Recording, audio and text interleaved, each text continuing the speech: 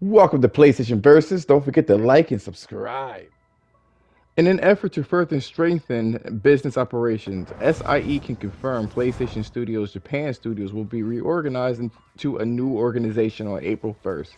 Japan Studios will be recentered in Team Asobi, the creative team behind Astro's Playroom, allowing the team to focus on a single vision and build on the popularity of Astro's Playroom. In addition, the roles of external production, software localization, IP management of Japan studio titles will be concentrated within the global functions of Japan studios. Let's break that down. So the first portion of what they said is that we all know that Japan studios will be dissolved and put into Team Asobi starting April 1st.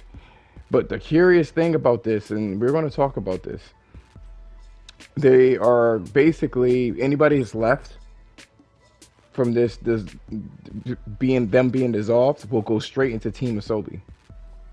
And they're going to be used to leverage Astro's Playroom and make that popular. Essentially, that's what they're trying to do. So, why they're doing that, we're going to get into that. In addition, the roles of external production, software localization, and IP management of Japan studio titles will be concentrated within the global functions of Japan Studios, which is basically located in California and I believe some places in Europe. Them at Japan Studios just weren't able to handle business operations. They were sheer artists and just didn't have any kind of business sense at all. And again, it's a business. Sony is looking for profitability, flat out. The reason why they're kind of focusing on Astro's Playroom is you could just look at Astro. He's a very malleable character, easily. When we played this game, if you have a PS5, you've seen a lot of homage to different titles.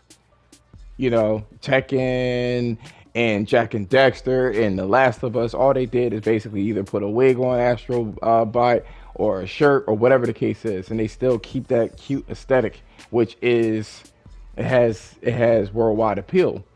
Essentially, adorable character, right?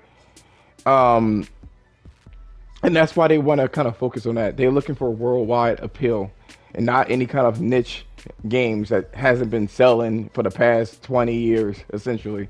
Even Bloodborne only sold around 3 to 4 million. And that goes to show you. I mean, they're a company that wants the money. Even Nintendo don't fuck around with wasting money. No one wants to waste money. So I looked into this a little bit further to see if that's all they're going to be focused on. And I was reading what the producer of Team Asobi was saying, which is a UK dude. He says they want to basically have prototypes within this game, right? To keep them fresh. And he says if one of them turns out to be a game idea in its own right, it could end up being a new direction that we can take and run with.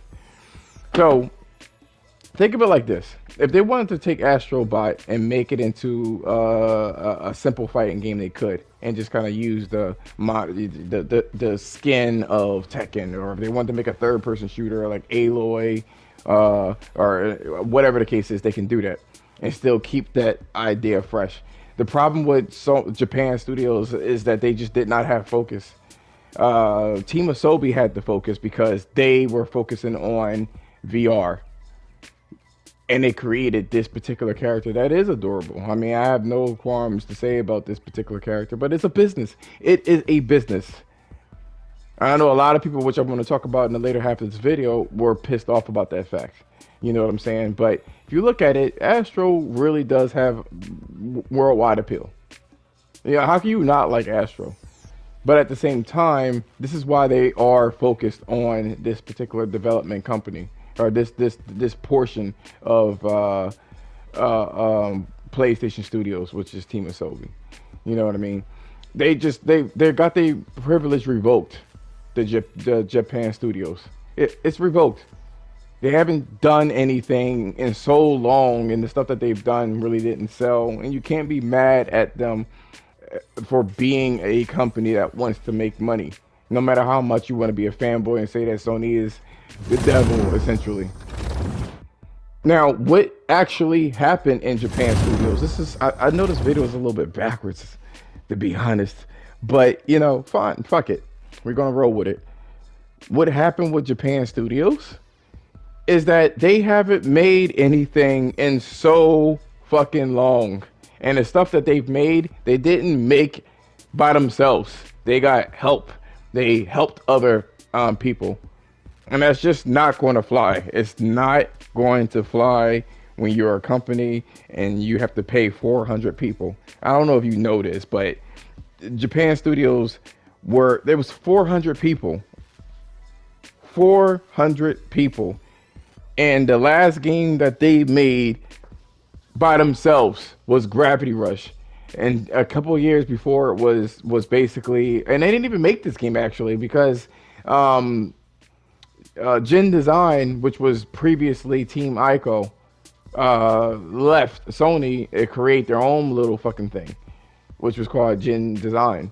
And they just basically were contracted to finish The Last Guardian. I mean, they've gone for years not making games. So I can't understand the fanboys crying about how Sony is becoming more Western, which they are to a degree. But they were really crying about this. I can't believe this. They were my favorite studio. How the fuck was it your favorite studio when no one bought their games? You know what I'm saying? There's a very small percentage of people that bought their games that were really about it, me being one of them. But in general, people just like to thrive off of negativity. That's all that this was about. They didn't give a fuck about them closing down. They didn't care. You know what I'm saying? When was the last time you played one of their games? When? Answer that question. I dare you. Put it in the comments. It's not like we lost anything because they haven't made anything for so long by themselves. They haven't made anything. So if they did Sony didn't tell you that they closed down, you would have been still like, oh, we got Japan Studios. No one knows they didn't do anything. They did nothing for years. And maybe it was contractual, and maybe it was because Sony kept denying them. Yeah, they lost their privilege to get projects greenlit, because every project they did, like the what do you call it, the Puppeteer, it didn't sell. It was too close to Little Big Planet. Most of their games were too fucking close to other games. The only part of Japan Studios that was putting in work was fucking what do you call it, Team Ico. Pretty much it. You got Team Gravity that did Siren, but that Siren never took off. You know, it never took off. It was never going to be Silent Hill because it was too niche. No worldwide appeal. Horrible management. They got somebody from Santa Monica Studios to try to help them out. They were given so many fucking chances.